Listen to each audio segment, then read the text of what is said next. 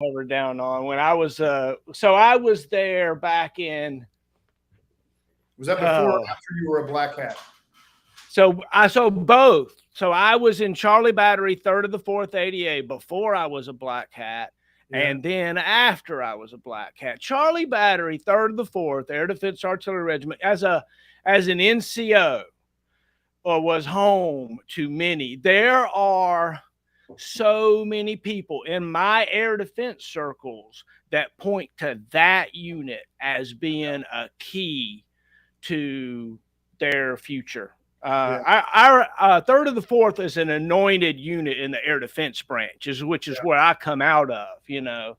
And That's so because you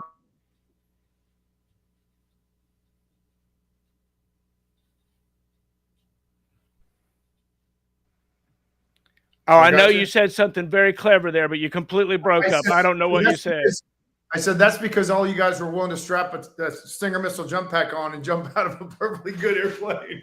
Well, sir, so look, think about it just for a second, okay? If you're going to be the gladiators of all gladiators for your Yeah. country, what type of person is that?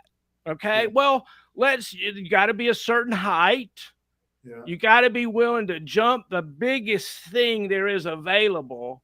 And Yeah. not only once you jump it, like then you got to go hump it somewhere to the highest hill you can That's find right.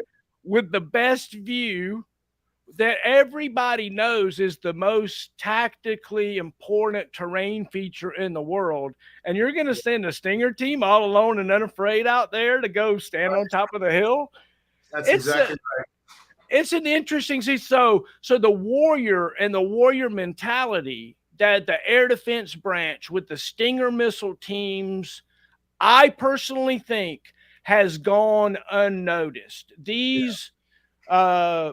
These people were willing to, in the middle of the night, anywhere. Yeah. You give us a terrain feature, sir, and we're gonna get there. And they Right. and it And was a one shot, one kill. they had to be able to navigate. That's right. Yeah. And they knew that once they did what they were going to do, they really weren't sure how they were going to get the heck out of there, but they were willing to do whatever it was. You know, we knew we had a big plan and it was always a big thing. But as a kid, as an 18-year-old kid, you get together in a huddle with your squad leader and he goes, okay, here's what we're going to do. It's, I mean, that's a big play to run. You know, it's not high school football anymore. That's right. Alone and unafraid. So I'm here with Major. Have you pinned on the second star I yet? did. Yeah. 1 September. Major General Trevor Bredenkamp, my first active duty general that I've actually interviewed. He and I first met when I was his black hat stick leader in Jump Master School. Is that right? That is a true statement. Wow. And you were also my wife's black hat. So how many stars does your wife have? Like 7 or 8 now? She has 2 as well, but she's had hers a little bit longer than me. Y'all are so amazing. It is, and your kids are so cool. By the way, my mom's here checking it out on YouTube. If you want to see, if you want to chat, go to YouTube to chat. But my mom's here. I think might have been my mom. Somebody said they looked at the little thumbnail picture I did of you and your dad and your beautiful family, and your dad is in there. They said, "Is that Donald Rumsfeld?" He gets that. Either that or George Bush. He gets that. Some people confuse him with President Bush, 41, I think. Very awesome. I see Sean McLean chimed in addition to your mom. Oh yeah. So he's an air defender, and I think that he knew you from the time you were up in the Air Force or up in the Pentagon or White House or something. Yeah, so I worked with Sean. He was the Commo NCOIC for the Secretary of the Army, and so we got to fly around, and he got to take good care of everybody. But he was an SMJP. He was an SMJP jumper, right? So early on, it's it's a willingness to do things that it's kind of a weird. I have seen guys squat so low. You have no idea when they were measuring them. And then guys stand so tall when you were measuring them because there was people that wanted to jump it, wanted to do it. Don't make me stand to the side just because I'm 5'6", right? Yeah. They're like, no, they're getting these elevator boots and all kinds of stuff. And you let them jump it, right? You kind of do. If they're anywhere close, you let them jump it. Anyway, all right, what's your full name? Is this an interrogation? I'm just kidding. Oh yeah. What's your full name? All of a sudden you come out with a big 4, right? That's Trevor John Bredenkamp. Oh, that's so cool. Where were you born? You know, those kinds of things. So actually, I'm a Air Force brat. So my parents are from Nebraska. They both grew up on the farm, and then they met at the University of Nebraska. And then I was actually born in Ottawa, Canada. My dad was Sean McLean will like this. My dad was a communications electronics guy in the Air Force, and there was a school up there in Canada. And so they went up there, and I was born. And then the next time I went back to Canada was jumping into Petawawa training area in Canada as an OC from 3505 for the 04. Oh wow! So I grew up as an Air Force brat. Lived in the Midwest. Spent some time in Virginia in elementary school, New Jersey in middle school, Korea in high school, and graduated from high school in California. If they could pick a poster child for a Nebraska corn-fed guy, that's you, man. Yeah, I get that a lot. Oh, I bet. So what was it like to travel around a lot as a kid and have military parents? It was great, and you don't really realize it until you reflect back on it. I mean, going to high school in Korea was like just a very unique experience. I mean, it was from 84 to 87, and Korea hadn't quite hit the peak of its industrial power and its financial ascension, but we were able to go out and travel. I did photography in high school, and so we went all over the place and took pictures. The Asian Games came there in '86. Riding a subway, not being able to read the subway signs. I got to go to Hong Kong and Thailand and a number of other places as a kid, and it's a DoD school, right? And so the student body is, just a bunch of other DoD kids, people who grew up in the military and lived in all different places, and so you really got to meet a very diverse group of folks, and then you got to experience a different culture early on. So it was a really unique experience. And then I went to California for my senior year, and I went to a school that was outside of Norton Air Force Base, near San Bernardino, California. And, I went from a graduating class of like 80 to a graduating class of like 850.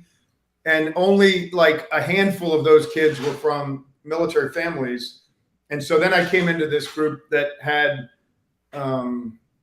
they'd known each other since they were, kindergartners. They'd gone to the same school. They played on the same sports teams. And so it's like a leadership lab, right? So you get to meet new friends. It's like when I was a battalion commander and I had lieutenants, I'd be like, okay, you're going to basically try and get you 3 jobs as a lieutenant and 3 different, if you're in Bravo Company, you're not going to be the XO in Bravo Company. You're going to go to Alpha Company. And then you're going to go to battalion staff. So you can have a new platoon sergeant. You can have new peers. You can have a new company commander. You can have new subordinates. And you can iterate. You can go through that leader process again, where you have to, as a 20, 21, 22-year-old kid trying to, counsel a 37-year-old platoon sergeant on, this is my expectation. I was not necessarily, hey, Monica, good to see you. My provost marshal when I was a brigade commander. It's iterative. And so as a kid, you got to do that as well. So you had to go to a new school, you had to meet new friends. And so I think it was kind of a natural progression for me anyway. Were you thinking leadership as a kid? What were you thinking about as a 16, 17-year-old kind of guy running around the streets of Seoul, other than cheap jerseys? We probably can't get into that on this net, but I'm just saying. What I would say, though, is, I went to as a middle school kid. I went to West Point as a Boy Scout. So they had an annual Scout conference, and some of my friends said, "Oh, let's go. We're going to go to West Point when we get older." And it's like, okay. Then we left. When I was in Korea, I was in the junior ROTC department, and the sergeant major had enlisted in the Army when Truman was the president. Right. So he had pictures. All right, Sergeant Metcalf, good old devil there, Anna Curry. And so he had been in the Army, or basically active duty, then retired and became a JROTC instructor. But since Truman was president, right, and that's like 1946, and this is 84, right? So that was 40 plus years. And so over there, you kind of got immersed in the military culture, because before that, I lived on one post, but most of the time we lived off post. And so I knew my dad was in the military, but I didn't really get it. So then, in high school, I got into like student government, and I was in ROTC, junior ROTC, and I did like, cadet leadership positions and things like that. And, out of 80 kids in the class, there were usually like 6 or 7 that went to service academies. Right. So it was very much, in the culture. I mean, I can remember watching AFKN commercials. General Livesey was the commander in chief, telling stories about running hills in Korea, and you just kind of get immersed. So did I know what I really wanted to do? I mean, I knew I wanted to go in the Army. Actually, I wanted to do photography, auto mechanics, and be in the Army. That was my thing. And then when we moved to California, I applied. I couldn't get a ROTC scholarship, but I got accepted at the last minute to West Point. So I said, well, I'll go there. And it really provided a lot of great opportunities for, kind of development as I was a young cadet. I went to England and trained with the Sandhurst cadets as a cadet. I went to airborne school. I went to Mountain Warfare School, so I had opportunities to, again, go through that leadership lab where you continue to have to, you get put in a leadership position, and you go, leading your peers is like one of the most difficult things, out there. So like that leads me to a really neat question. Doesn't our Army do leadership so well? Could you talk to the deliberateness of the training of, like you alluded to how there's a program when you're a lieutenant, how you said, I want you to be in these situations. And then as a captain, I want to tell us about that program and how maybe you implement it, or you see others implement it. Well, I tell you, I mean, I took that playbook from, Sergeant Major David R. Henderson from 3505 and other senior non-commissioned officers, right? Because when you made team leader, you weren't staying in the same squad. When you made staff sergeant, you weren't staying in the same platoon. When you made platoon, or you made first or platoon sergeant, you weren't staying in the same company, right? And so, because you become susceptible to influence if you remain with the same group of people, right? And I saw that as battalion commander. I saw, young guys being promoted to sergeant and remaining in like the scout platoon, and then going out and on the weekends with their buddy who 3 weeks ago they were both specialists, and now one's a sergeant, and so it just kind of helps with that break. But there's so many great leadership opportunities, or ways to develop leaders in the Army. Ranger School is one of them, right? I mean, you go there and it's about learning about yourself and how to overcome adversity. When you're tired, cold, wet, hungry, and they put you in a leadership position, and then you tell your buddy who yesterday was a squad leader that, hey, we're going to go do this. And he's like, says something that, I'm not going to repeat on this network, but, so you learn how to, you get reps and sets on how to motivate people and, leadership, right? Provide purpose, direction, and motivation to achieve an outcome, right? And so you get, reps in that,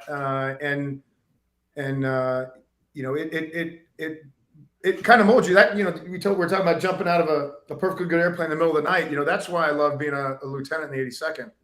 Was you had to know how to rig your equipment. You needed to know how to land nav. You needed to know how to put your weapon into your weapon's not too bad, but you had to know how to put a radio into operation, and that was like the advent of the SINGARs. It wasn't PRC 77, and so you had to, oh dang, I lost my fill. Okay, how do I go to single channel plain text and make comms? And so you had to do all that by yourself, right? And you were the first one going out of the door, and ahead of your organization. So it was just a culture when I was growing up, and it still is there. That you have to lead by example, and that's what the Army wants leaders to do, right? As the chief of staff says, we want highly cohesive teams that are trained, disciplined, and fit, right? And led by competent leaders who set the example. And that's something I learned early on as a young officer, and I tried to implement a lot of those things. Again, I learned a lot of stuff from Sergeant Major Henderson. He was the sergeant major when I reported in, and he ended up being in charge of the saber arch at our wedding, and spent 3 years molding me as a young officer about how to counsel people, what to do when you were challenged, and then he came to my promotion, drove up from North Carolina. We did it here in Washington, D.C. And, it really was, the climate that he and, the battalion commander at the time, Jake McFerrin, said, they created a culture in the organization that people wanted to be part of it. I've always said, you don't have to like what you're doing. You got to love it. Right. And nobody loves getting up in the morning at 4 a.m. and going in and doing a 12-mile road march in the rain on Longstreet, but if you love the people that you're with, and, you care about, the members of your team, it just makes it all worth it. And so that kind of got away from the, leadership opportunities, but, then we got a lot of, the NCO education system, the officer education system. They just provide you with opportunities to get outside your comfort zone. Right. And when you get put outside your comfort zone, you learn what you can accomplish, and you learn what you can overcome, right, when you're faced with adversity. And that's what we've seen over the last 20 years for sure. We put young leaders in difficult positions, against a determined enemy, and they have to figure things out. So you got to tell me two stories. One, we're going to get back to Command Sergeant Major Henderson for sure, a legend. But you got to tell me about, young cadet, Trevor, and young Lieutenant Trevor, right? You got to tell me about those two characters. Were they good at, like you said, you barely squeaked into West Point somehow or something. Well, right? I definitely wasn't tilting the academic scales in the right direction to get in there, right? But I think what I had going for me is I was involved in a lot of activities as a kid, right? I'm not really great at any sport, but I can play a lot of sports. And in Korea, it provided the opportunities because you only had a finite pool of people to play, and so I got to do those things. I was in I was in student government. I was the treasurer as a sophomore and the vice president of the school. Student council as a junior, and then I was in scouts. I got my Eagle Scout in Korea, and so so I started learning those things. Then when I went to West Point, right. I joined, a couple of clubs there that really piqued my interest. One was the Scoutmasters Committee, which basically ran the camporee that I had gone to as a scout, right? And so that's an annual. At the time, it was the largest annual Boy Scout camporee in the nation. And scouts would come up for a weekend in the fall, and they'd get to watch a football game, and then they'd camp out where we did summer camp. But it was the cadets that ran it. Right. So by the time I left my senior year, I was the cadet in charge of that whole thing. And you're talking, 1,000 scouts, adults. We'd check out the Cuck V's from the motor pool and, do all that kind of stuff. So I had to learn a little bit about maintenance. And then I joined the Infantry Tactics Club. And so, in fact, I came back this weekend. I was at my 30th reunion, and we drove by this long pond, and there's a mountain, like a ridge line. And I can remember sitting on a ridgeline, like on a Saturday night, in an ORP, thinking, I got a design project due on Monday. What am I doing here? And so I really liked, I really liked being outdoors. I really liked interacting with people. That's what really motivated me to go. Kind of, one of the major things that motivated me to go in the Army. And so, that's what I did. As a cadet, I was I was on the color guard one semester, so I carried the national colors for a semester because I was very much into the national colors and that. And then I was the company first sergeant for a semester. So I did not endear myself to many of my company mates because while they were running off doing other things, I was like checking, doing room inspections and everything. And then my senior year, I was a cadet battalion commander. And so again, you get put in a position where all your peers are, you kind of have to not put yourself in a situation where you see your peers doing things that if you see them, you're going to have to report them. And so you learn different techniques about how to lead, right, and how to lead when you discipline. You can use the carrot and the stick approach, right? You can commanders have tools in their kit bag or arrows in their quiver or whatever you want to call them, but you learn how to learn emotional intelligence and what resonates with people, and are they picking up what you're putting down. So that was kind of my cadet experience. And then you learn balance, right? Because you're doing those kind of things, you're doing academics, and you learn how to do, as Mark Stammer, you probably know General Stammer, he's a commander of 1st Brigade, and he was a captain when I was a lieutenant. And he used to always say, hey, nobody goes to the circus to see the clown juggle one ball, right? So, you always, you learn how to do multiple things. And then as a lieutenant, we talked a little bit about Ranger School already and the opportunities that presents you with. But being a lieutenant in 3505 at that point in time from 93 to 96, we had, the talent, both in the NCO Corps, Brian Myers was a platoon sergeant in my company, not mine. Don Felt, who was the only guy to be the NCO and the Trooper of the Year, was a platoon sergeant. And when I showed up, they said, you're going to 3rd Platoon because Felt's the 1st platoon sergeant and he doesn't need a platoon leader. So I learned a lot from him. I'm still in touch with him to this day. And then, what I learned, which is different than what people have learned in the last 20 years, right, is the value of training and the need to be ready, right? So in 3 years in that battalion, I went to Panama twice to the Jungle Operations Training Center, and I went to JRTC 3 times in 3 different jobs, right? And so you really you learn the value of training to be ready and tough, realistic, hard training, and out of that battalion, right, I got General Pappas, who's the Force Com commander, was a company commander. John Bell Edwards, who's the governor of Louisiana, was a company commander. X Brunson, who's a 1st Corps commander, was a S4, and I was the S1. Joe Ryan, the 25th IDCG, was a lieutenant. D.A. Sims is the lieutenant general. He's the J3 on the Joint Staff. J.P. McGee was the assistant S3 Air. Hey, Sergeant Treviso, airborne. Sergeant Treviso was one of my NCOs a long time ago. Phenomenal. And Sergeant Silva, sorry, I missed you. And so I've been really fortunate I was really fortunate in that time, in that place. I showed up. He showed up in 93, and I immediately went to the field for ROTC advanced camp. And I spent 6 weeks in the field doing that. And then we came out and did a brigade FTX, and I had a platoon of Vulcans attached to me, right? Before we got rid of the Vulcans. And there's old Chris Buffalo and Sergeant Boyd. Good to see you guys. And so, then we went to the field for brigade FTX, and then we came right back, and then we jumped into JRTC for the first rotation at Fort Polk.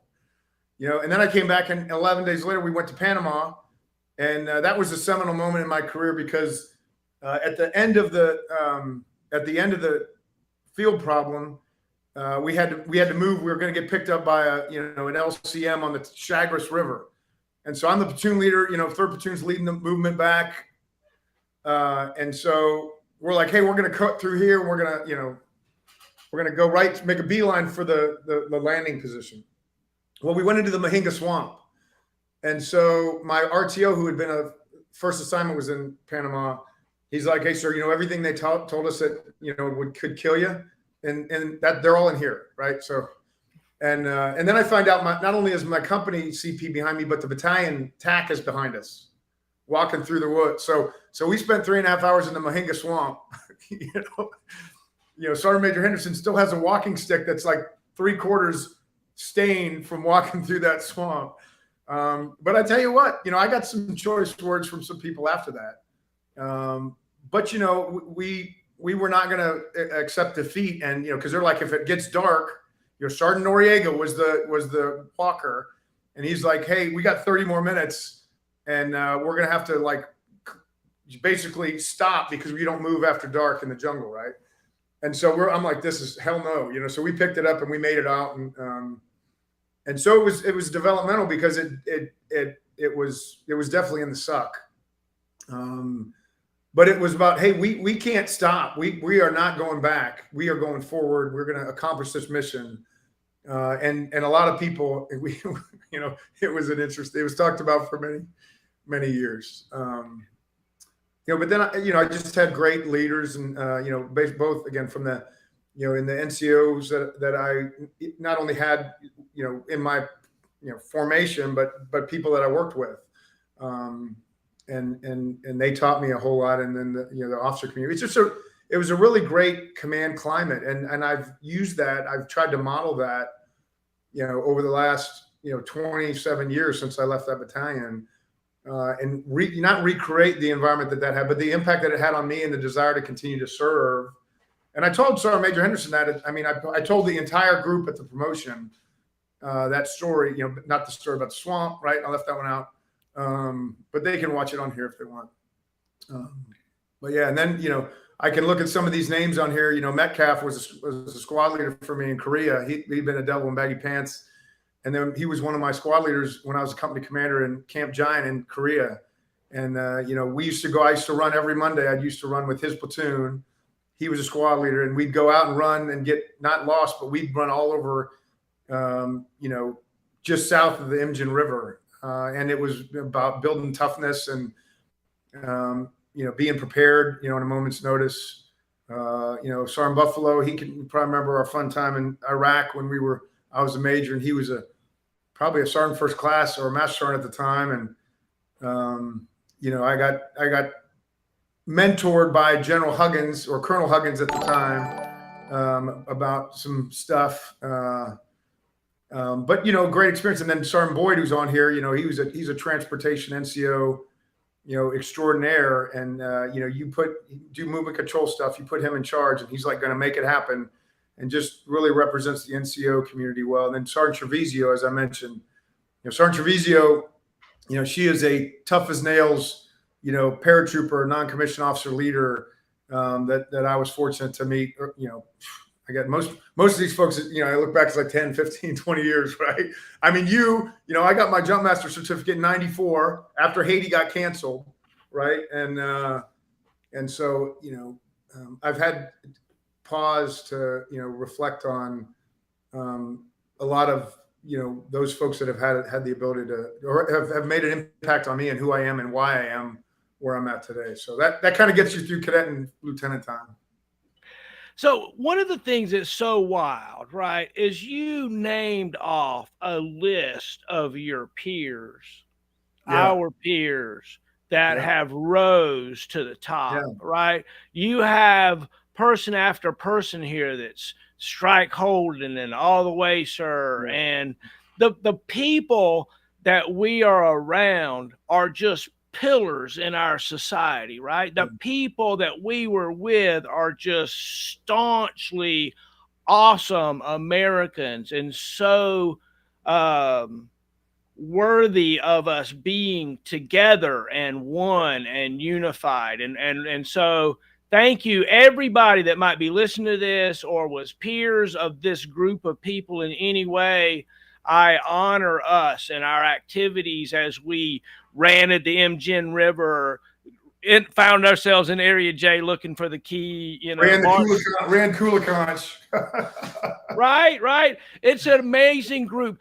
Tell me more about your peers. Tell me about that. Can you just, I don't know, brag about some of the folks that you were around in a way? I don't know, maybe. I just don't know how you might do it. But after that, we're going to Yeah. spend some time bragging about your family, Yeah. okay? So, I mean, I mentioned JP McGee, who commands the 101st, Joe Ryan, who's the 25th. When I was a battalion S1, I had, three of us had not been to the advanced course, so we didn't know MDMP. And a guy named Ramon Valle, Major Ramon Valle, was the battalion XO at the time. And I still tell my son all the time, because he would always say, he had an accent, and he would say, just like my grandmama always used to say, never time to do it right, always time to do it twice.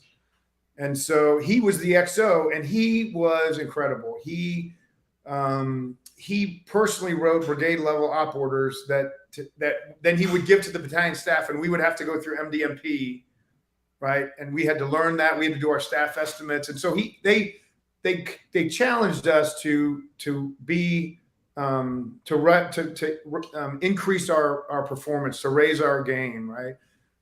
And so that's what a climate, a good, positive organizational climate. I mean, Bill Mayville, Lieutenant General retired, was the S3, right? Lieutenant General Pat Donahue was retired. He was one of the battalion XOs, right? And so being around people like that, they not in a negative way, but they would challenge you to rise to the occasion. And again, I think, I reflect back on, I look at everything we're talking about now in terms of people first and building cohesive teams and the importance of, the DOC survey. We didn't have DOC surveys back in the 90s, right? But I learned a long time ago. I mean, when I was a brigade commander, I haven't, able to battalion commander, one of the 4 pillars of my command philosophy was, basically create a climate that people want to be a part of. And I've long since believed that if people want to be, if they're treated with dignity and respect, and they want to be, and they feel like they're part of the team, and they feel like their ideas are valued, then they will work harder in the suck, when everything's, when the resupply hasn't come in, or, I can remember being a platoon leader jumping into JRTC, we didn't get water resupply for 3 days, and Kenny Mintz, who's like right now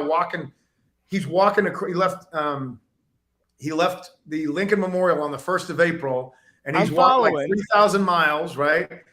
And he was our company XO, and he basically stole a truck on the DZ, found a couple of water cans, and was going around, resupplying us. But we were fighting through adversity in August or September at Fort Polk, Louisiana.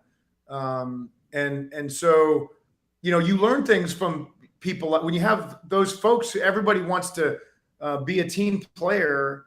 You learn from them, and you learn that, hey, if I'm ever in a position to help him or her, I'm going to do the same thing. People ask me now, a lot of field grades I just had a conversation today with a bunch of my officers who are getting ready to go into, majors time and divisions or whatever. And I get asked a lot, hey, what were your expectations as a brigade commander for field grades? And I said, well, one, I expect you to be a team player, right? And 2, I expect you to be, have emotional intelligence. Those are the people that, by and large, most people are technically and tactically proficient. The vast majority. There's a handful that, probably 10%, right? But that, those attributes where you don't care about who gets the credit. You're not necessarily concerned that my company, there's, All-American Week, push ball, my company's got to win, but when it matters, it's about what the team can accomplish. And so I was fortunate, and I've been associated with a lot of those names I've mentioned, over the last 30 years, 27 years. General Donahue's the 18th Airborne Corps commander. We were cadets in the same platoon at West Point. And so I've known him for 34 years, and there's not a thing I wouldn't do for him if he called, and it's not because he's the 18th Airborne Corps commander, and I know he'd do the same for me. And the same thing with Joe Ryan at the 25th, or General Sims at, J3, General Pappas, he's a FORSCOM CG, but again, he was Captain Andrew Pappas, Bravo Company commander, and I was, First Lieutenant Bredenkamp, Battalion S1. And so you just build those relationships with shared hardships and dealing with adversity. And then, fast forward to combat, right? You build, that process is sometimes accelerated or punctuated by, really specific things. But those experiences and those people, it's that's why people stay in. I had one of my classmates is a department head at West Point, and he wrote a paper called the Battalion Commander Effect. And it essentially is a lot of statistical analysis about the propensity of junior officers to either stay in or get out based on their battalion commander, right? And the climate that they created or the culture. And so what I take from that is the culture and the climate that my battalion commander, sergeant major, created when I was a lieutenant, in terms of battalion commander effect, was very positive, because so many of those people have remained in the Army and continue to serve and serve our nation. And so those peers, you talk about peers. I mean, your peers are incredibly important. And I had a guy who I knew, he was a battalion S3, and then he was a battalion commander. And he told me, he says, when I was a battalion commander, the division commander told me, he goes, "Hey, you were a really great battalion commander, but you were more focused on your unit than the success of the brigade." And so again, I've looked at my subordinates. I've kind of measured them with that. Is like, are you worried about only your unit? Are you always the main effort, or are sometimes you willing to be the supporting effort, right, for an operation? And not everybody does that well, I think. And so I think teamwork and having peers that can get beyond competition for promotion's sake, right, is really important. I agree. Emotional intelligence is important. Oh, wow.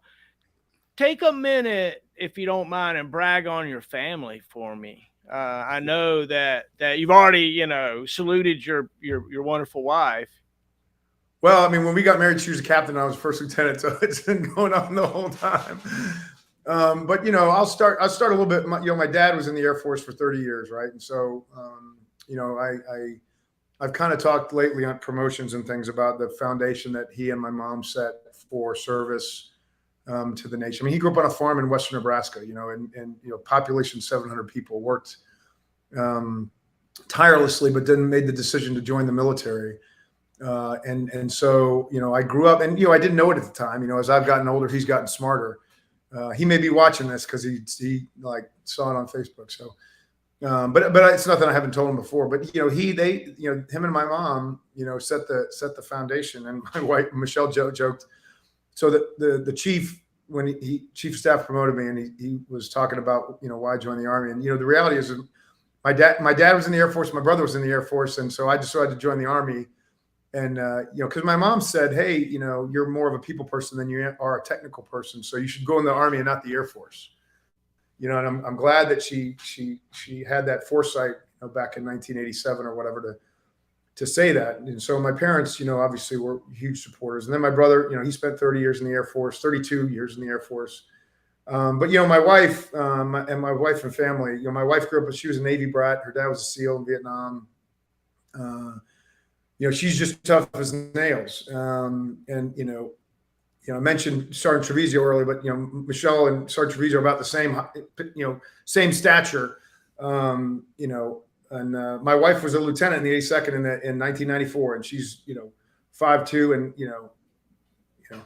doesn't a buck 05 dripping wet. Right. So, but she could run like the wind. In fact, when I was going to start dating, when I started dating her, I was like, man, I better get in shape, because she used to always run, she was always on the Army 10-mile teams, and she'd run like a 63-minute 10-mile.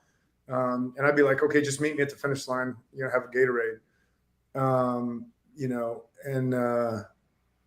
And so, she just was she's always been a professional. She's been great counsel. We've spent a lot of time geographically separated because of military assignments. We were actually she was the Brigade S2 and I was the Brigade S3 and 1st Brigade in Afghanistan. So we got to spend like 16, 17 hours a day together working, in combat. And people are like, oh, that's so great. But I'm like, yeah, it's not like you're walking around holding hands or having, going on dates and doing that public display of affection. Oh yeah, that's got to be But I've been wild, able to right? watch her up close professionally. And so, she's an incredibly talented officer who is just, talented, but hardworking and dedicated. She's a great mother. Our kids, we started late having kids, and, our son was born 7 days later. I went to Iraq. His name's Gavin, by the way. I wonder where that name came from. And before I got back from Iraq, my wife was in Afghanistan. She stood in the 101st Change of Command 8 months pregnant, and then, was preparing for a deployment as a single parent. And then she deployed, and 2 months later I came back. And then I was in brigade command, and she was in a fellowship and had our daughter. And then I went to Afghanistan, and she was a single parent on the Vice J2 on the Joint Staff, working from like 4 a.m. to 8 p.m. sometimes, raising kids while I'm in Kandahar. And so she's done every job there is, intel wise, all the ints, working conventional and non-conventional stuff. And so I could spend, hours, talking about her. People are like, oh, I don't know how your wife can beat you running. I'm like, go run with her. You can find out. Right. But no, she's my best friend. We really enjoy spending time together. And, we are able to have, professional conversations, and, she looks from my perspective on things, and I look for her perspective on things.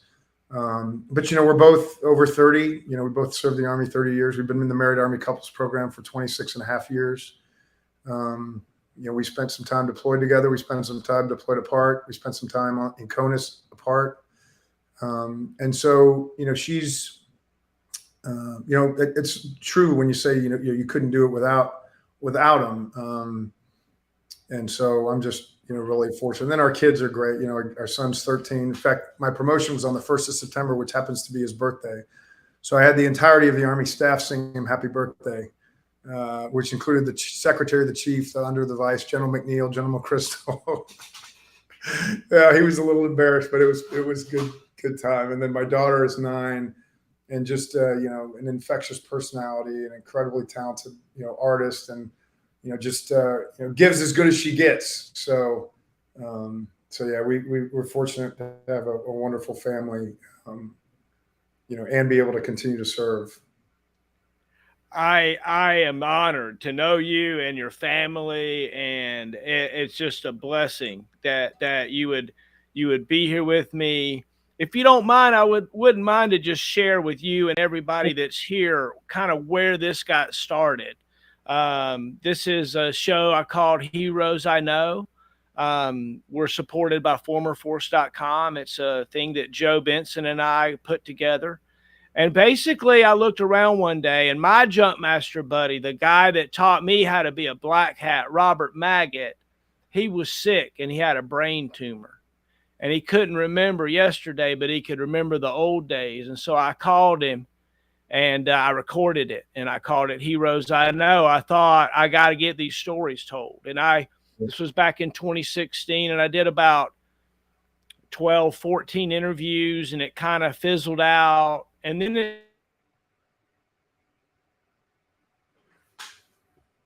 the G from the burn pits. And I didn't find, he was my soldier. I was his first sergeant. And I didn't find out about it until he was already in hospice, and I couldn't even interview him. And because of that, I was like, that's it. We got to get this started back again. And so my partner, Joe, he designed a coin and a box and a thumb drive. And, we kind of put this together and do an interview and get a coin with a serial number, and then our interview on the thumb drive. And the idea is to get our stories told while we're still young enough and not sick, right? When you're sick, you don't got time to tell a story. You don't want to tell stories. You're depressed. And so that's our hope. And I'm here tonight with Major General Trevor J. Bredenkamp, and I'm excited to hang out with him. And we're telling a few stories. He just told about his family, and we've talked about him as a lieutenant and being part of some great teams. Tell me, sir, a little bit about maybe what you might consider one of your longest days. Do you remember a day where the road march was exceptionally long, or you maybe got some really bad news, or you had to fight through some adversity either from the enemy or maybe from, you never know what? Yeah, I mean, a lot of thoughts rushing in on that.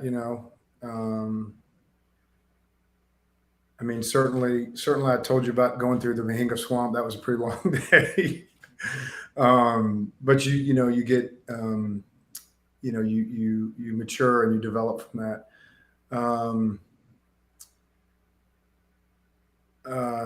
Man, I'm trying to think of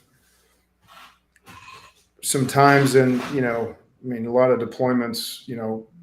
My first, I mean, I talked a little bit a while ago about training for training's sake, right? Training to be ready. And we in the '90s, you went to the 82nd and you were on, the DRF. It wasn't the GRF at the time, it wasn't the IRF at the time, it was the DRF, DRB, and all these things were going on around the world, and it was like 10th Mountain was going here, or somebody else was going there, and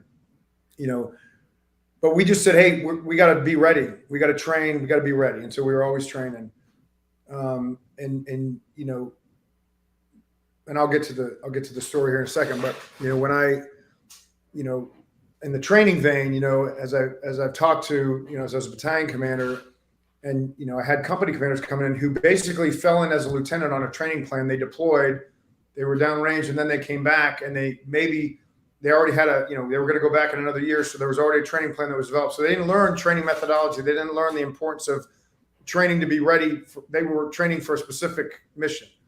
And then they'd leave, and then they'd go to the advanced course, and then they'd come be a company commander. And then you're like, hey, plan a situational training exercise, or plan an FTX, or plan whatever.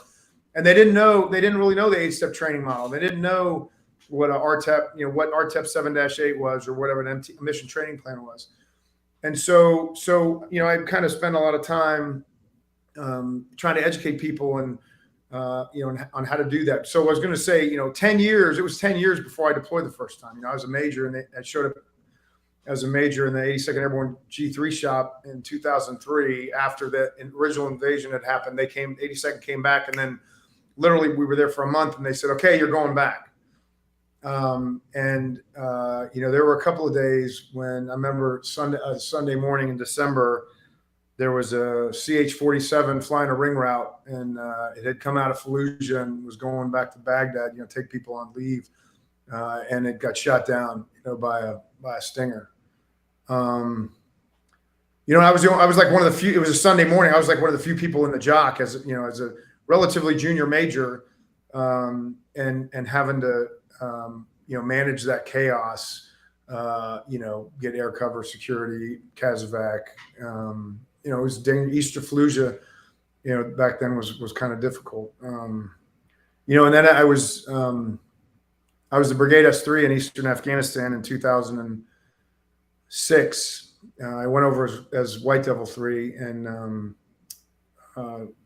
in June I moved up to be Devil 3, and we were out in Jalalabad, and I was sitting in a briefing with brigade commander, and they come and get me out of this meeting, and it was like hot as blazes. It was like June 26th, and they bring me out and get me on the radio, and it's Mike Murphy, the SEAL, and they were in contact, with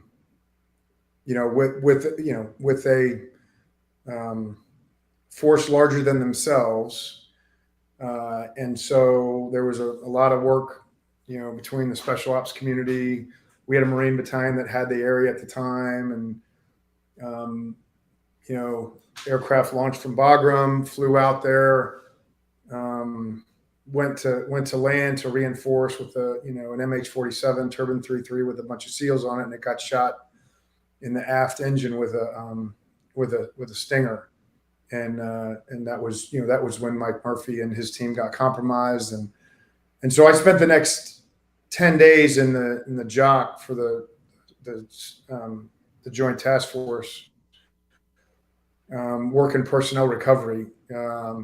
We had a company from the Rangers, and we had a company from 2504. In fact, the company commander is now commanding 2nd Brigade, 11th Airborne up in Alaska, and working, cleaning up that carnage on the side of a battle, on the side of a mountain, trying to repatriate remains and get all those folks back. And so that was 10 days of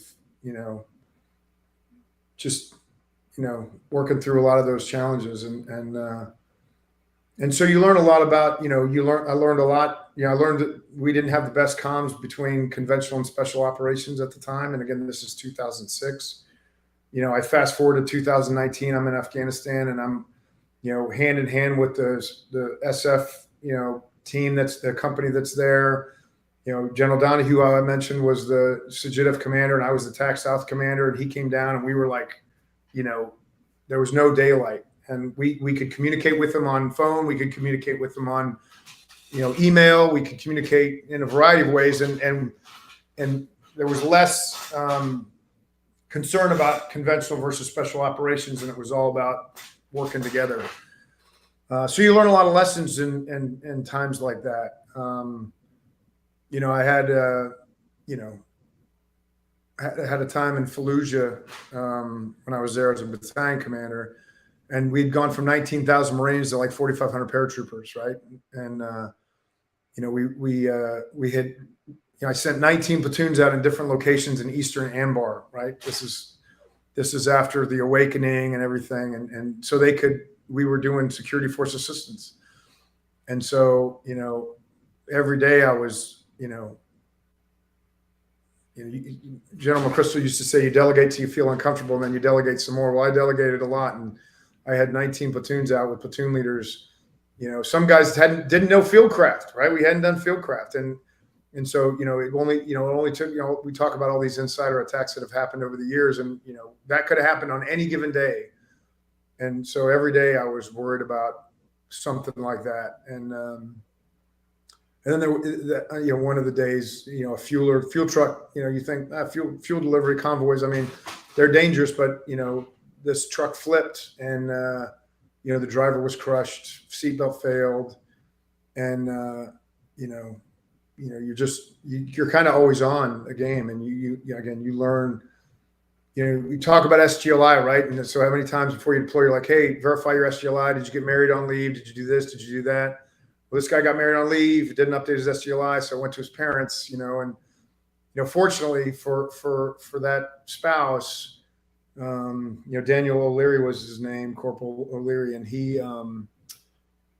had grown up in the same hometown with his wife, and so his parents, deferred the SGLI to her, but that doesn't always happen that way. Sometimes it gets really ugly, and so you learn lessons about, hey, I'm not kidding when I say verify your SGLI before you deploy. Let me tell you a story, and because you never know when that's going to happen, and then so there's a lot of those that just come to mind. So, all right, tomorrow, me and you, we're gonna go and we're gonna be in uniform together. We're just gonna play and pretend. What uniform are we gonna dress up in? Because you've been in like every uniform there is. You were in BDUs, right? How many do you want to pick? I know, right? You've got a million of them. And the BDUs and the deserts are all upstairs. What's your favorite uniform? What's up, Sergeant Sodders? I tell you, I think the hot weather OCP is a pretty good one. You didn't have that one, I don't think, but no. It's a good uniform. It's lightweight. I mean, I like BDUs. OG 107s were good. I mean, I barely got into those. I think we're talking about tactical uniforms. I do like, in terms of dress uniforms, I am a big fan of the AGSUs with the Ike jacket. So I've got an Ike jacket, and I wear that a lot because of the job I'm in now. But I do like, I like the old jungle boots better. The Vietnam era ones with the plate in the bottom that were $35 at the clothing sales store. Now they're like $150 if you wanted to get a good pair of jungle boots. But yeah, I think the hot weather OCP uniform. I think the camouflage pattern is really good. I mean, obviously, there were some decisions made how to change uniforms and things like that. But I think when it's all said and done, that OCP really is multifunctional. We were over in Afghanistan in deserts, right, in 2006, and Sergeant Souders, you're not supposed to tell anybody about that picture of me as Santa Claus. Although I do have one with my RTO or my driver, delivering Christmas cheer in Iraq. And so, we were wearing deserts in Afghanistan. Well, the SF team that was there, they brought BDUs, and in some of the mountains in eastern Afghanistan. This was on the Pakistani border, and they blended in, and we unfortunately were looking like desert people. And so I think it's good to have a the arms room concept, to be able to pull from. I think the OCP kind of does that, because of the color pattern. But yeah, I like that uniform. So they say that, like when I came in in '87. They were like, the old Army was the best Army and all this kind of good stuff. I'm going to tell you, as I watched the Army change, the heart of the soldier is still the same. Our Army is still as strong as it ever was, like it was back in 93, 94, right? We're a strong force, right? Yeah. Yeah, no, I mean, it's different though. It's just a different, it's a different world that we live in. I mean, different technologies. And we're seeing, people have to adapt with the changing environment and the technologies. And so if you're wedded to the old way all the time, that's not a good thing. And so I think people who can evolve faster, technological dinosaurs like myself, right? I mean, I'm a digital immigrant. They're digital natives. So there's young kids that can come in and, they've been, I mean, my son, 13, he's like shows me how to do stuff on the iPhone all the time. Even my daughter at 9, on the iPad. And so people grow up and it's second nature to them. And but that plays into a lot of the things we do, the way we fight these days, right? I mean, you think about AFATADS operators and AMDU operators and, FBCB2, and when we had these big things and had to send text messages and we're all like, which way do I go? But now it's you got to be technologically savvy. You got to be able to understand OPSEC and how to protect yourself against, cyber threats. And, there was I remember just a couple of years ago, there was a lot of discussion about the 82nd not allowing soldiers to take phones on deployments. But, there's data out there about how, adversaries can use data off of cell phones to look at, Czech or, back in, 2014 and the Russians. And so there are things, though, I think that we shouldn't lose sight of, right? Which is how to overcome adversity, how to deal with hardship, how to, because we need people to go to bad places and do bad things to bad people. And so it's about not forgetting, understanding why that was, when it was, what is still valuable out of those, and how to continue those on. But it's not the same way. We don't do it in the same way necessarily. Leadership techniques may not be the same, right? But it's easy to say, oh yeah, it was better when I was in, I mean, I shouldn't say it's easy. People say that, right? It's changed and oh my God. And it's different. And I think you got to be willing to change. And we got to be able to change faster than the adversary because they're learning. Um, they're learning from us. They're watching us. Um, I see Sergeant McLeod on there. He's a phenomenal paratrooper and public affairs NCO, one of the best photographers I've ever met, and just an all-around great human being. Still does Warriors in Quiet Waters up in. If you talk about a hero, he's got some, one of a kind photos from 1st Brigade of the 82nd in Afghanistan during my inner 82nd years when I wasn't there. But yeah, it's. So there are people, and sometimes we have a responsibility as currently serving leaders, right, to help educate people. And I think there's like the challenges with recruiting today, right, or why we're having trouble with end strength, and it's important for us to help educate those who came before us. And so in 2011, I helped stand up the Soldier for Life program. Right, I was the second person in the office, and at the time we created here's the life cycle of the all volunteer force. You recruit, you train, you serve, and then you leave, and you tell the Army story, and you usher in the next generation. And so we want those soldiers for life to be informed, so they can go out and tell the Army story and say, I am a better person for having served in the Army, whether it was one enlistment or whether it was a 30-year career.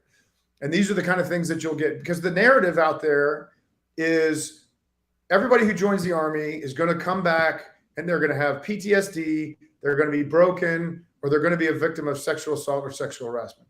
Does that stuff happen? Yes, but it's a very small percentage.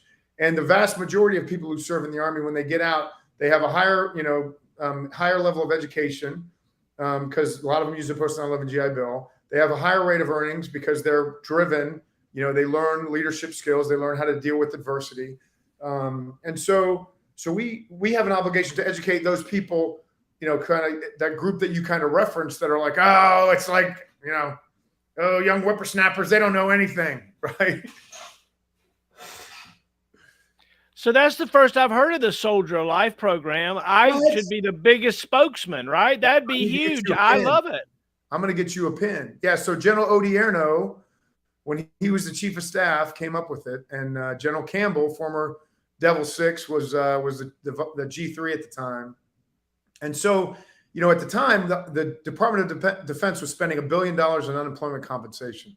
So if you didn't know, the military pays like the first 18 months of unemployment compensation for somebody who served if they can't get a job, right? It's not welfare. And so their Army's bill for that in 11 was $6 million.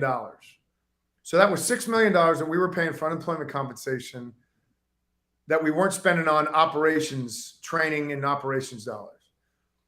Well, we started that program.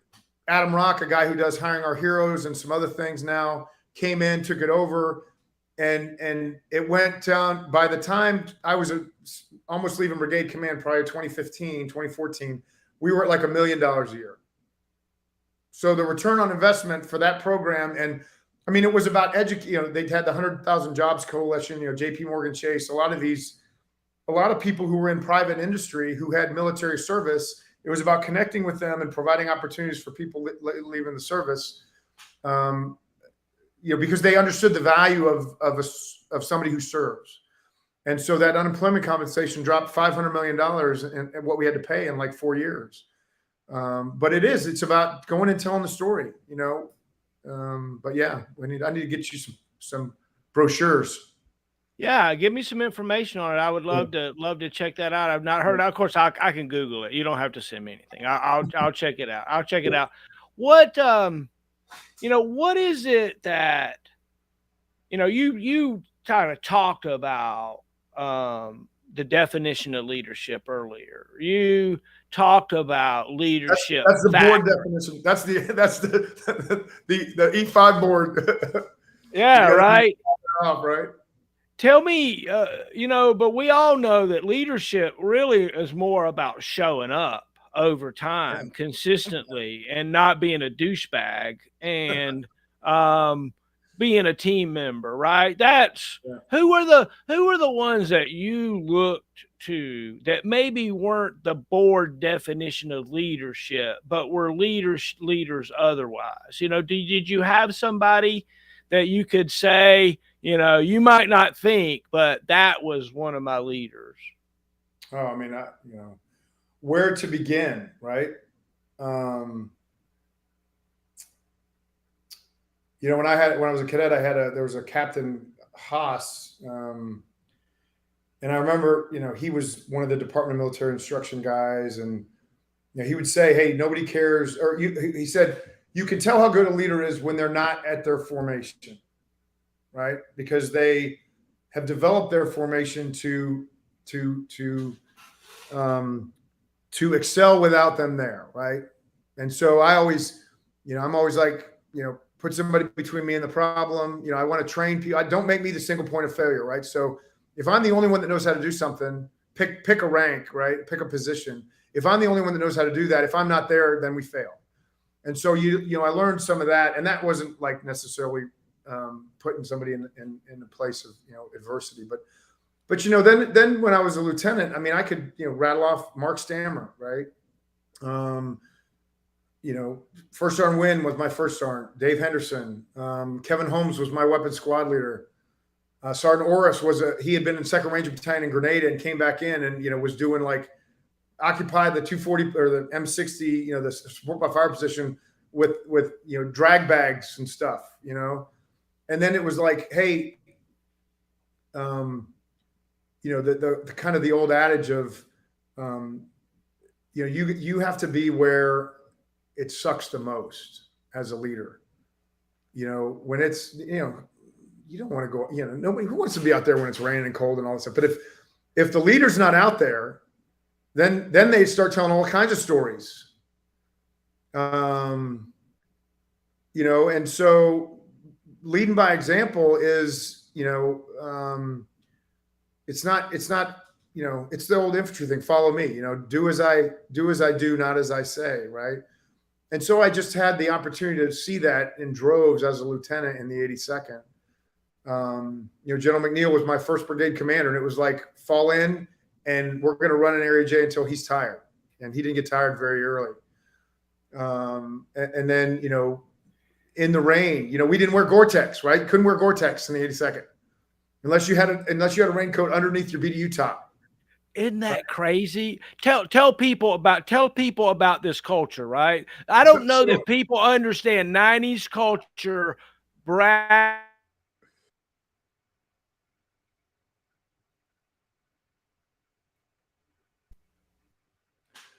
I lost you there for a second, but share with us that 90s culture. Gore-Tex. So we didn't wear like doing PT. We didn't wear pants and jackets. Period. I mean, I remember being when I was and that was as a lieutenant, and then battalion and brigade command. It was like, if it was 50 or above, it was t-shirt. If it was down to 40, it was maybe a long sleeve shirt. And maybe a hat. When it got to 40 to 30, it was hat and gloves and a long sleeve shirt. And then if it was under 30, it was an extra t-shirt under your long sleeve shirt, no pants, But it to a degree, it built it built mental toughness. I mean, that's not the way things are anymore, and that's not necessarily bad because our PT gear is a lot better. I mean, Sergeant Metcalf, we were in Korea and we go out to do PT and soldiers would come out in like polypro underneath their gray, the gray army sweats. And, we'd be out there in like maybe a sweat top and nothing, shorts. And within the first 5 minutes of doing PT, all those guys were sweating to death. Right. And so again, it was just a mindset. It's like, this will pass, you can overcome this. It's only uncomfortable for a little bit, and then it just becomes miserable, and you learn how to get through it, right? I mean, I can remember being, a lieutenant out at, range 77 or OP 13, and it was like, hey, no fires, no tents. You got a poncho liner, and we were out there for 10 days, and you were figuring out how to maintain warmth. Because it was noise and light discipline, right? That was the light infantry way of doing business. Can I ask you like the secret question? Sure. All I may right. not answer So it. you're a 2-star general. Is there Yeah. like a special room y'all go into and move little pieces around on the board and like point and giggle? I mean, We do it look, on I'm iPhone. We telling do it on an iPhone now. We got an app for that. I mean, come on. It's got to be an amazing thing to think about. Well, first of all, honestly, for me to just even sit here and think that I'm talking, I'm having a real conversation with the guy that I wouldn't be surprised if you're not, the division commander one day, right? You're not the 82nd, and like the guy that we're all standing there, the bayonets, and you're driving by, right, with the special belt and stuff. It's an interesting concept. So, and then to be able to ask you crazy questions. So, like, what did they teach y'all in general school? Is there some school, like you There and is. There are a lot of. There's a lot of them actually. So interesting. You just mentioned driving by in the Humvee, right? And I know that was about going faster, so that because I don't know how many division reviews I did, and I was just talking to Chris Leneve, who's All American 6 now, and he's like, "Hey, I'm bringing back the division review. They just had it last week." He's like, "Everybody's going to hate me." I'm like, "They need to get their tan line. They need their beret tan line." But you talked about, just jumped into my mind. So I remember changing battalion command in 2010, and it was about to rain, and we did it on Stang Field, right? It was and I had my seat under the tents, right? And we didn't troop the line, and we came back and it started raining, and they're like, "Sir, sit down, here's your seat." And I was like, "No, I'm gonna." So I stood out next to the reviewing stand and just got completely drenched because the entire battalion was standing out there getting completely drenched, right? Anyway, so general school. It's at every level you need to kind of understand the environment, right? Regardless of where you're going. And so like battle staff course, you send an NCO to battle staff because they're going to be an NCO in the S3 shop and they need to learn MDMP and they need to learn whatever. And so at every echelon, it's like, it's our professional development system. And so there's a number of them that we have to go through, and what you get is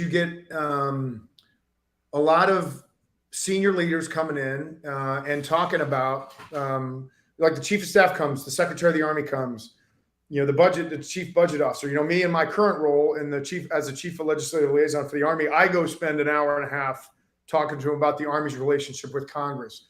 The public affairs chief goes and talks to them about, media engagement and the importance of telling the Army story and all that kind of stuff. And so it's about preparing people for the role that they are assuming, and understanding, the role of the IG. You have great days in that course, and then you go to a day and it's like the IG comes and the judge advocate general comes and all these people come, and you're like, okay, here's all the things that people get in trouble for, right? And so it's about providing an opportunity to learn and gain a perspective about what you are about to what you may be in already or what you're about to enter into, and your role as a senior leader in the Army. And then there's another one we go to, which is called Capstone, which is a joint course, right? Which you are in there with peers from all the services, and you get like the chairman of the Joint Chiefs of Staff. You get somebody from the Secretary of Defense's office. You go to all the combatant commands within the continental United States. So you go to Southcom, you go to CENTCOM, you go to SOCOM, you go to STRATCOM, you go to SpaceCom, and I'd never been SpaceCom or STRATCOM before. And you have those 4 stars who are kind of busy, combatant commanders, talking to you about leadership and about your role and about, what their organization does, so you can understand the enterprise and not just, you're not just like, I spent, the old adage is stay as low as you can, as long as you can. At some point that's not helpful, right? You need to learn how the system works and who to reach out to and how to, who your peers are, how to be a good team player, going back to what you learned as a platoon leader, right? How to be a good team player. And so you don't need to, General McConville today said, at our level, money is ammunition, right? If we don't have the resources, if we can't get the resources from Congress and OSD to support what's going on, and our support to Ukraine, we're not effective. And so your battlefield changes, right? The considerations for employment of task organization and how do you allocate resources and forces and things like that. How do you engage? When do you engage? Understanding, like for me, understanding the legislative cycle, so we're not swinging behind the pitch, so we can get new authorities, so that we can have better authorities for spouses as they PCS from one duty station to another, right? So so they don't have to go through and get a new certification when they go from Fort Bragg to Fort Wainwright or whatever. So look, so you talk to Congress. That's your current job. You go to talk to Congress. What would you? Did they listen? I have people for that, but I do. What's our message to Congress now? Maybe I don't know. It doesn't matter. One of the interesting things that it's got to be a wild kind of thing to think about is that a certain level of an Army officer thinks bad guy, good guy, bullet, bad guy, right? But at some point, professionals realize that it's way more than that, right? Professionals study logistics. Tell me what was surprising for you as you got through the ranks. So my first foray into like the Department of the Army level. I mean, I got to serve as General McNeil's aide for 26 months, right, when he was a Force Com CG. So I got a great vantage point. He's incredible. As he said to people, he's an incredible human. But he was just a salt of the earth leader. And I had the opportunity to watch him for 7 months in Force Com and 17 months in Afghanistan, right?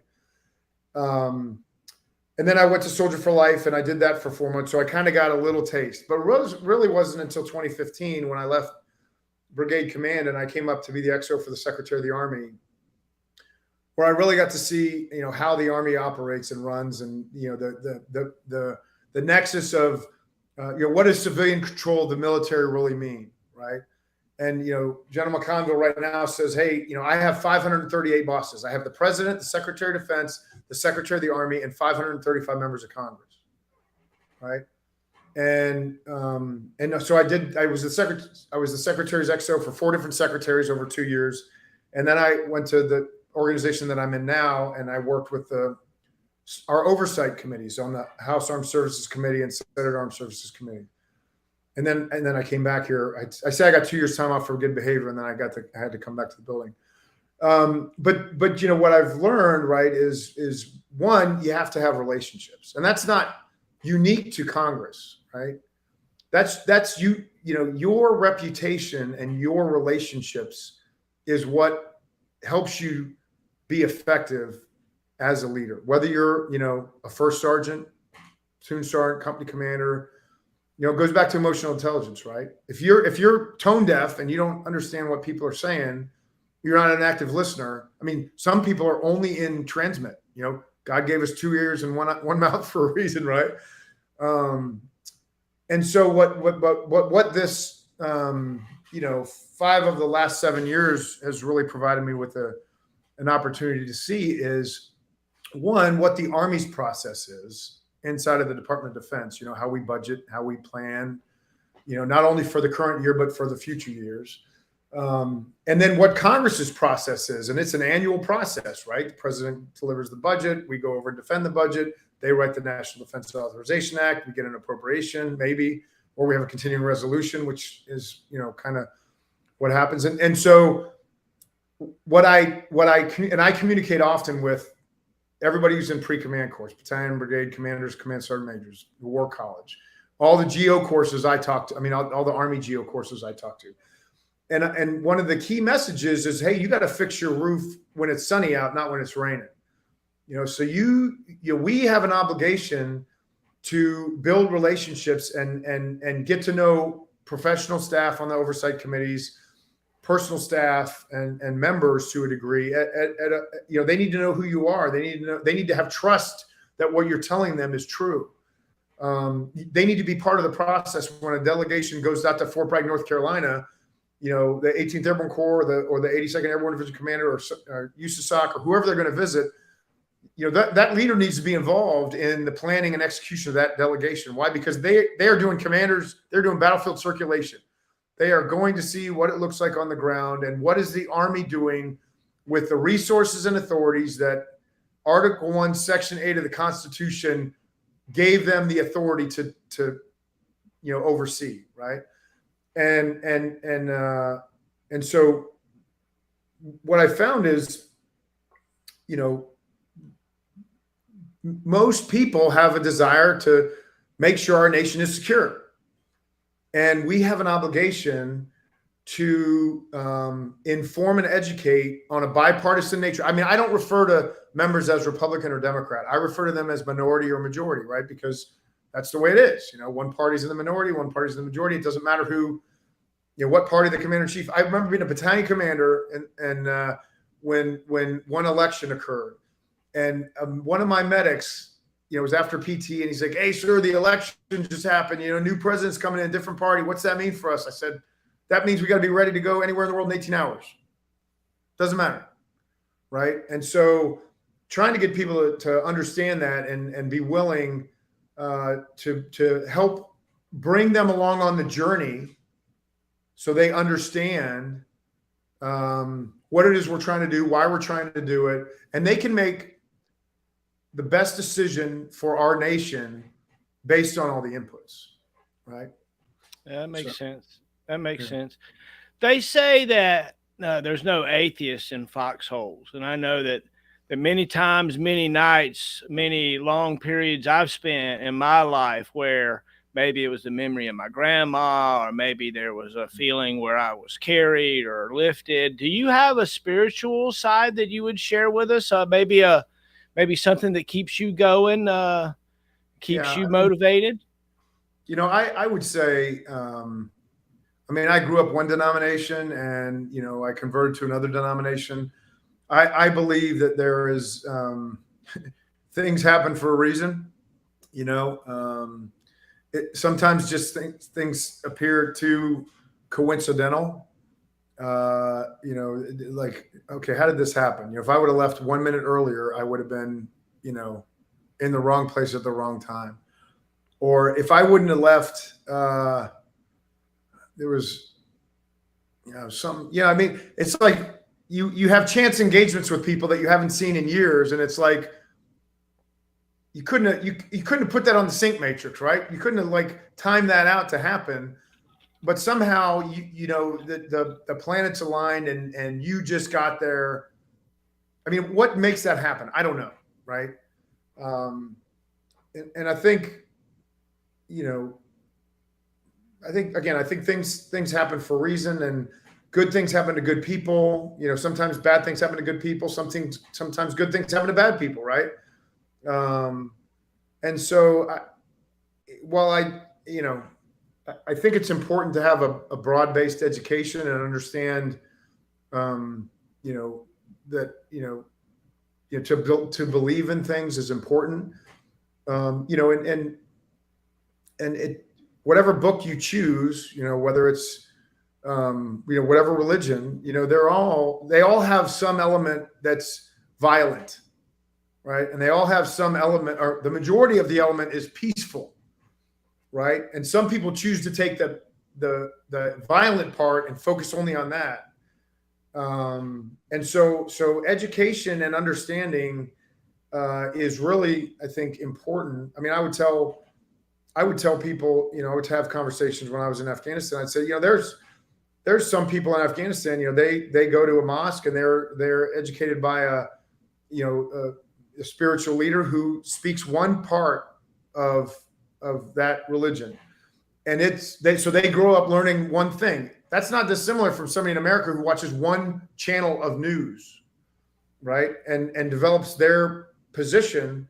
And so I think broad-based, non-secular education, helps us. I mean, this is getting away from the spiritualness, but the non-secular education allows us, it teaches us how to think, not what to think, and allows us to be able to apply, rational thought, in challenging situations, and understanding that all people are inherently good, and they just maybe went off the track. But I think that I do kind of feel sometimes that there's serendipity. There's how did I get to where I am and somebody else didn't, right? I mean, right place, right time, wrong place, right time, or right place, wrong time. And things happen. I mean, how did I get to where I am today? I don't know. I mean, it's hard to put my finger on it, but they say that successful people, many successful people, especially ones with emotional intelligence, are readers. What are you currently reading? The National Defense Authorization Act. Yeah, email. I read a lot of email. I mean, it's challenging, and I don't disagree with that premise one bit. There's a book that the Chief of Staff of the Army just recommended, which I could say I'm reading, but I'm really listening to.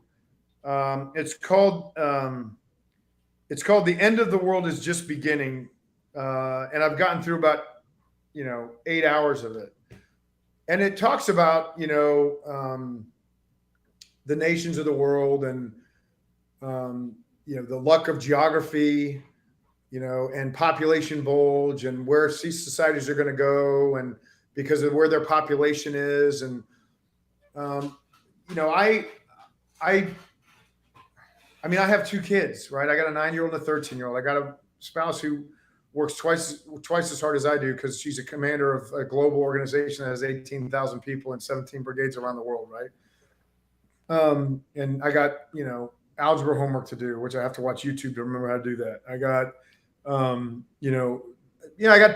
I have parents. I'm a parent, right? So I have those things to do. So I don't necessarily,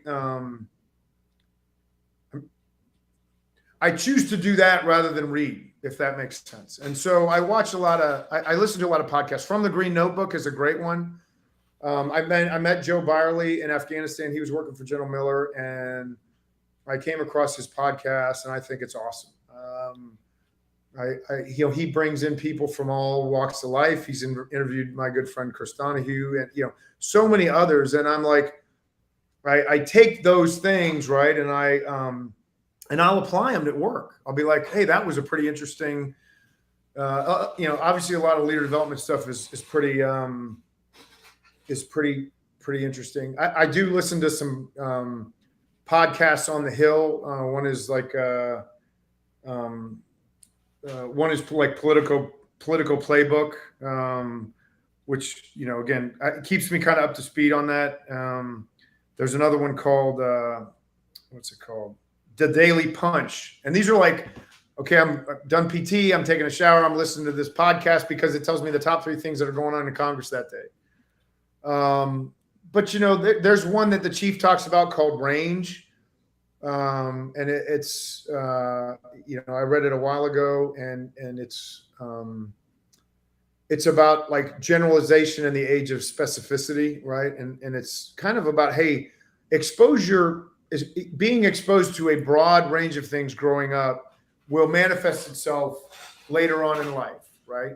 And I think about that in my own experience and about how I grew up playing a lot of sports. Again, I wasn't really good at any of them, but at least now I can go to All-American Week and I can play, football or soccer or basketball or whatever, and not look like a complete, anyway. There's another one called The Brief. It's by a guy named Joe McCornack, and it's about communication, and it's about how to communicate more with less. In the age of emails, and executives have less and less time, and it takes longer to write less. But how do you write to influence in a short amount of time? How do you send an email that your boss is going to read. I mean, I get an email that's more than a couple pages long and it doesn't have any paragraphs. And I'm like, it makes my eyes cross, right? It's like reading a Gentext message that's all capitalized. And so I look for things like that. I was listening to, some kind of sci-fi, futuristic things just for mindless stuff. But, it's, I try to make time for things, I do use emotional intelligence a lot. So I've got emotional intelligence articles out of the Harvard Business Review from 1997 all the way up to 2017. And I share those with the people in my organizations. And I say, okay, understand what the components of emotional intelligence are, right? I use that as an opportunity to have conversations with people about like how do you think you're perceived by others, right? How is your message resonating? Are you watching their nonverbal cues? So anyway, that's a lot of. I'm not a speed reader, so it takes me a while to read a book when I pick it up. But I've got a lot of history books on the shelves. I got like all the books written on the 82nd Airborne Division since 1944. But yeah, I try and keep abreast on different things and how the world's changing just because of where I'm at right now. There was one written about our time. We probably have it. Oh my gosh, where is it? There's one that Mike McLeod wrote called The Brave Ones, which he wrote about his time as a public affairs NCO and his experience with the 82nd Airborne Division, which is really awesome.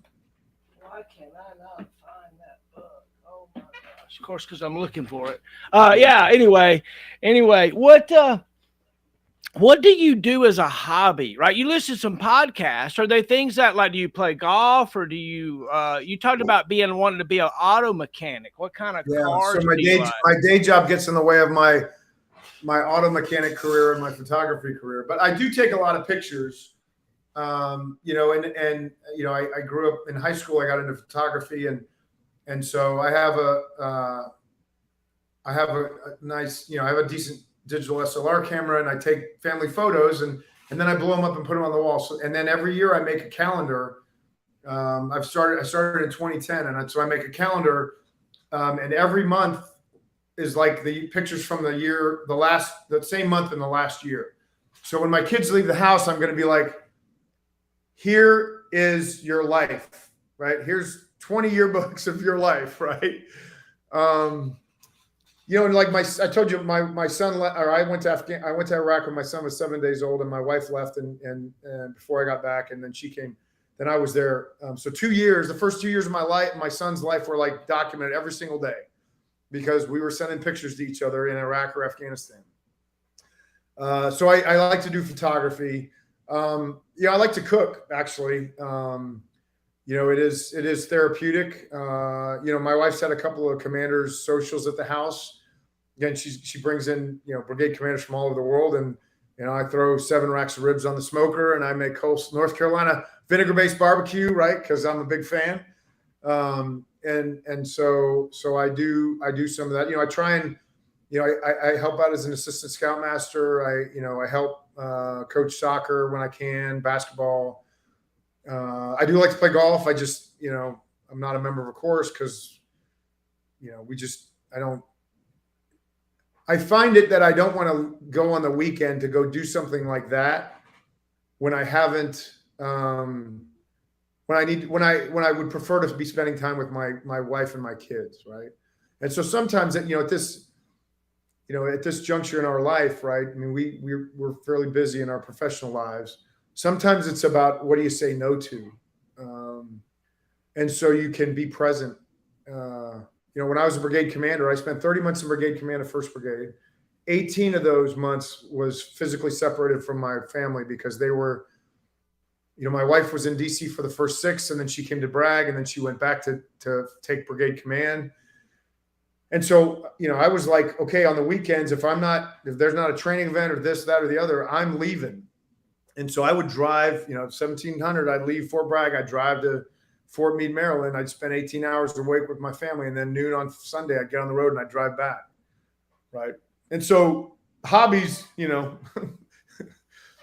kind of do what you can. But again, I like cooking. I like, I rebuilt a 64.5 Mustang when I was in high school, and I majored in automotive engineering, and so I'd love to have the opportunity to do that again. But I talk cars with people sometimes, and hold on. West Point has a major automotive engineering. I do. It's mechanical engineering, but it's an auto minor. In fact, the guy who's my classmate, he's the head of the mechanical engineering department, civil mechanical engineering department now. But yeah, of course. So, but anyway, so I like doing that. I like doing things with my hands. When we owned a house, I did a lot of home renovation stuff, and some of that's just like I like kind of creating things, and cooking is like that, right? It's like, okay, I'm gonna pull this menu off, and I'm gonna make this. And so a lot of times we're not gonna go out because we like our food better at home. I do like fishing, Sergeant Boyd. I see that. I had Jumping Joe and Bain, Safety Joe.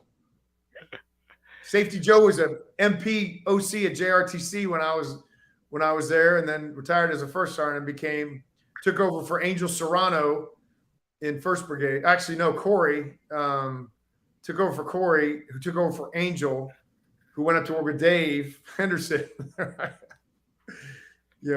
It's just I see these names popping up. So I'm like a squirrel. It's like shiny object, squirrel. No, it's amazing, right? One of the interesting things about leaders, we have a special leader, Command Sergeant Major Wilbur Adams in the Air Defense Branch.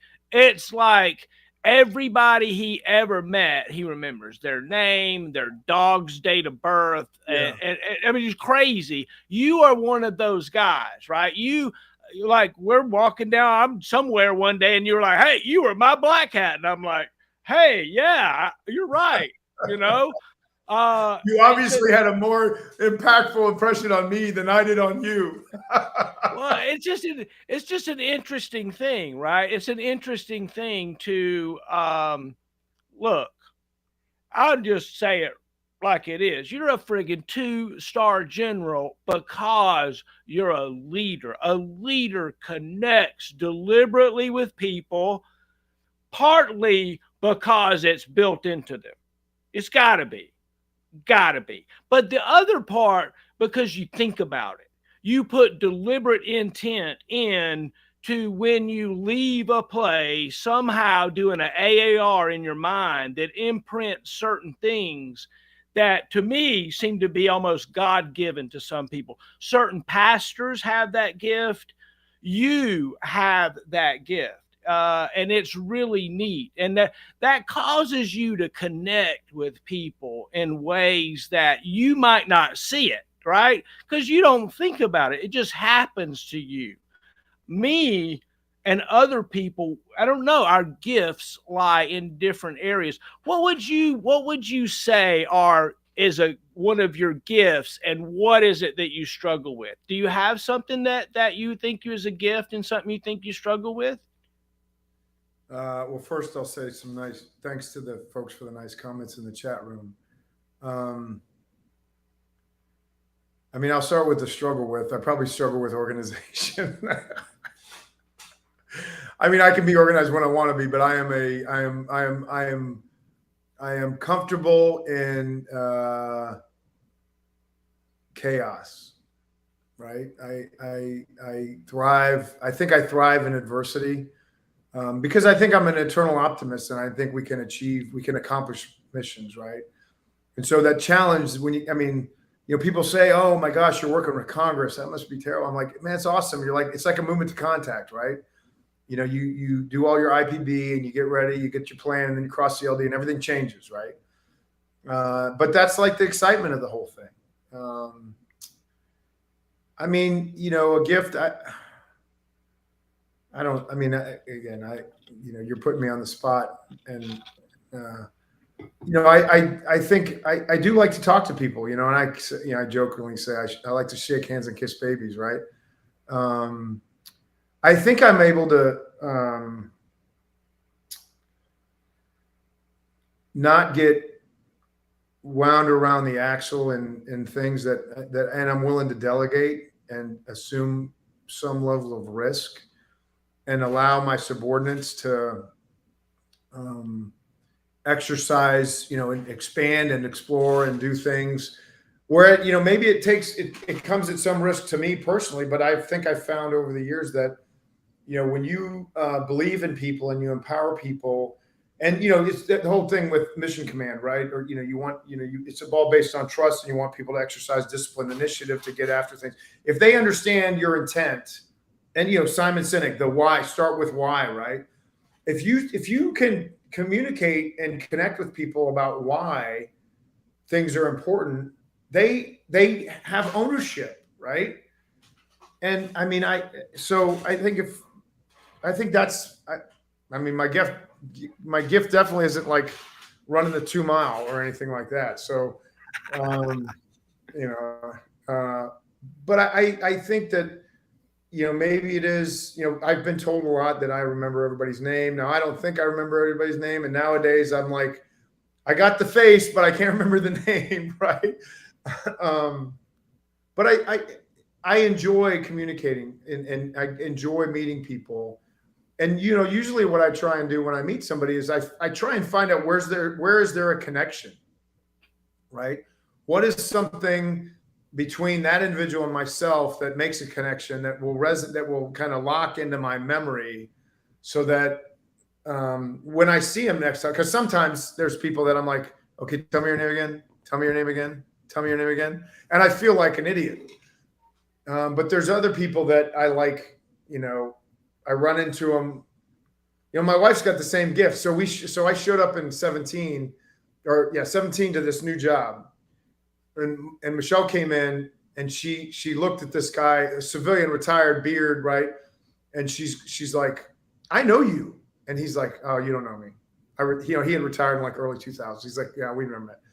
And she's like, you were the SIGO for the Aviation Brigade in the 82nd in 1994. And he was like, oh my God.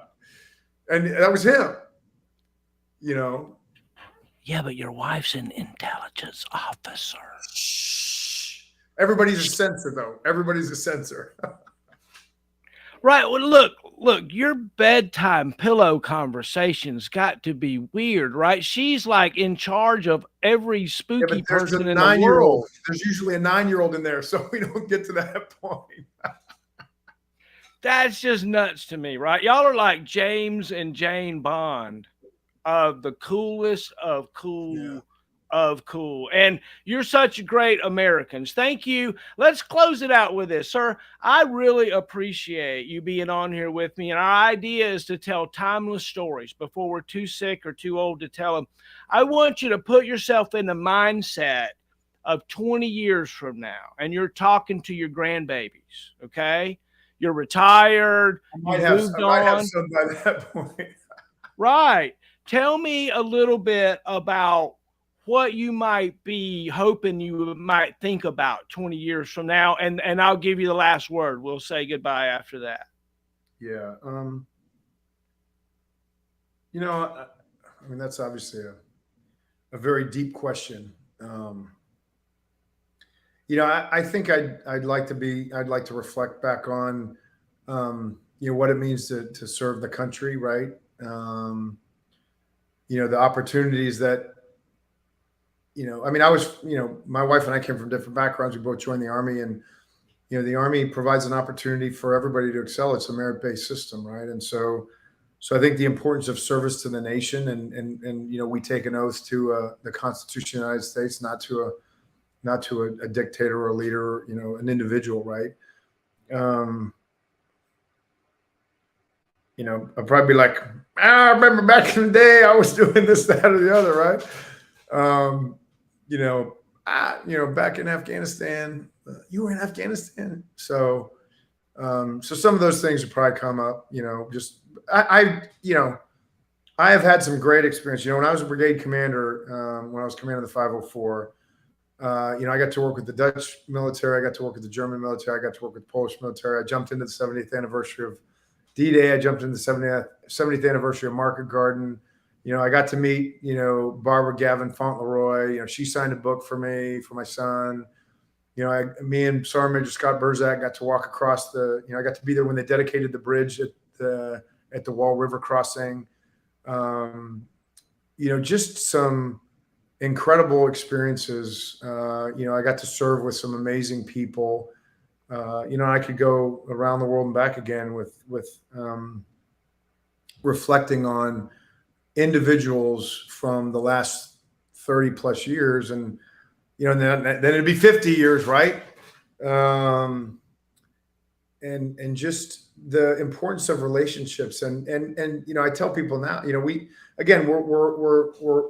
people. The chief of staff said, hey, people's the number one priority, people first. I kind of always believe that, and I've always believed that the culture, the climate of the organization is the most important thing. And with a positive climate, you build a culture, right, that people want to be a part of. And having started at the 82nd and in 3505, and I was fortunate. I tried to bring that into every. I was fortunate to do 4 assignments in the 82nd. I was a field grade there. I was a battalion commander. There's a brigade commander there. I tell people I only served in the 504th, the 505th, the 506th, and the 507th. But it's the relationships that you make along the way is kind of one of the most important things. I think about the investment in people. I've got like 25 of my field grades who are now either battalion or brigade commanders from when I was a brigade commander. And so for me, that's like success. I'm like, that's I was able to serve with those folks, and so I think it's a lot of things rushing in. I'd be telling them your grandma was an awesome grandmother, is awesome, right? You want to see a paratrooper, barrel-chested freedom fighter, that's her. Master-rated parachutist. We were in jump master school together, and there was this guy. He was our black hat. There's just so many great experiences. McLeod or Sergeant Metcalf up in we're up at 506. Getting, trying to get soldiers to stop trading their MREs for a cheesy ramen and a moon pie. Sergeant McLeod and his stories. Sergeant Bain. JRTC, and then Safety Joe, and everybody. It's about the people, and and I'd say it's important. Sometimes we get really busy. Life gets busy, right? And so I greatly appreciate you asking me to do this, because I did have a chance to take a pause ahead of my promotion and reflect on how I got here. And I got here because of the people that I served with, and the people that invested in me and allowed me to fail and not be a failure. And that's not just the people I worked for. That's the people I worked with. That's the people who worked for me. And people looked at me like, with the RCA dog look. Most people don't understand that now, right? The RCA dog look about, what are you saying? Why are we doing that? But it's the camaraderie. It's the esprit de corps. It's shared hardships and overcoming adversity, and sharing some of those stories about, what it means to, kind of serve our nation, and the people that have, the very small percentage of people that have volunteered, and, and the people in the last 20 years, right? You and I joined the Army when it was, you joined in the Cold War. I was a little bit after that, right? But I went to West Point in '88, right? So I was, 1 year behind you. But people who volunteered to serve their Army in a time, or serve their nation in a time of persistent conflict, we should always be thankful that they chose to serve, whether they serve for one assignment or whether they make a career out of it. Because the vast majority of people don't serve, right? They choose not to be in the arena, as Teddy Roosevelt said, right? And so again, I'm grateful that I'm grateful to maintain contact with you, even though I have some battle scars. I probably got some repressed things back in the back of my brain from you being my black hat. But I, still talk slow as smooth as fast. I appreciate the opportunity to kind of take a walk down. I really, you sent me all those questions, and I really didn't know what I was like, man, I don't know how to answer that. I don't know what am I going to say? But I appreciate you reaching out. I appreciate what you're doing to capture oral histories, because they are important and they are fleeting. I appreciate everybody who, I would say I'd appreciate everybody who signed in tonight, and the gracious posts that are on there. I never feel like I deserve those.